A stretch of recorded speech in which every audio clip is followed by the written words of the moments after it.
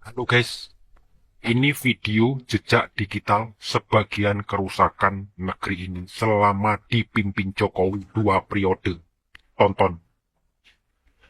Masyarakat juga terjadi di Pulau Kabai, Ogan Ilir, Sumatera Selatan. Tanah hasil program Nawacita Presiden Joko Widodo yang sudah dijanjikan akan diberikan kepada masyarakat, tiba-tiba ditarik kembali sertifikatnya. Dan kemudian tanah tersebut berubah menjadi industri dan perkebunan kelapa sawit. Selain itu, juga ada Pulau Lailai yang ruang hidupnya berpotensi hilang karena proyek reklamasi. Dan ada kelompok petani Punden Rejo di Pati yang tanahnya diambil oleh mafia tanah. Dan sekarang mereka kehilangan tanah milik mereka. Termasuk contoh kasus yang terjadi pada warga Dago Elos dan pada kasus dari Lampung. Ada juga komunitas adat dari Batur, Bali yang harus tergusur dari tanah ulayatnya sama investasi pariwisata. Ini hanyalah sebagian saja dari banyaknya kasus perampasan ruang dan penyingkiran masyarakat yang terjadi di masa kepemimpinan Jokowi.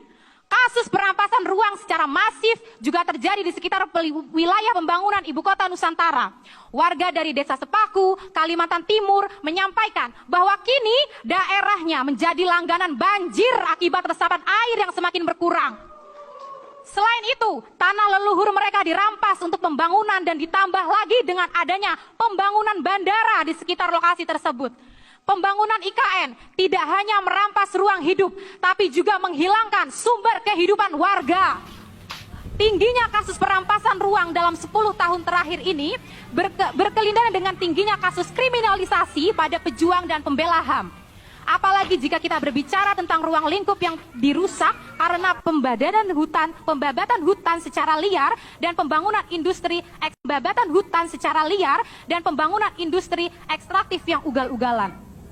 Di wilayah Sulawesi Tenggara, Torobolu, warga yang berprofesi sebagai nelayan mulai sulit mendapatkan ikan karena airnya tercemar.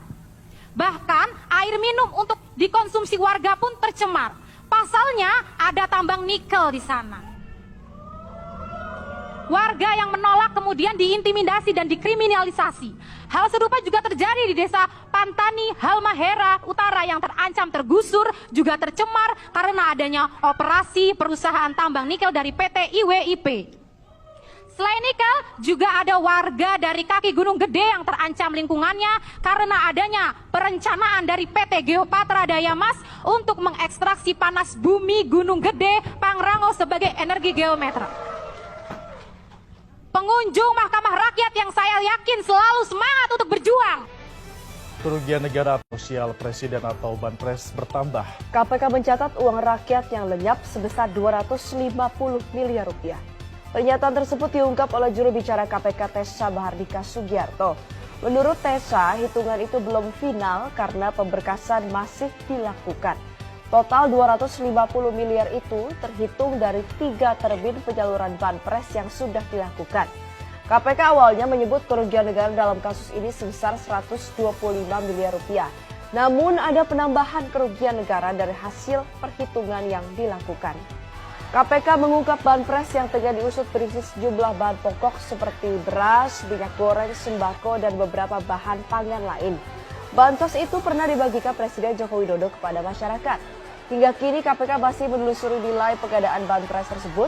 Tessa mengatakan tindakan tersangka mengurangi kualitas bansos ke masyarakat mencederai semangat Joko Widodo memberikan bantuan saat pandemi COVID.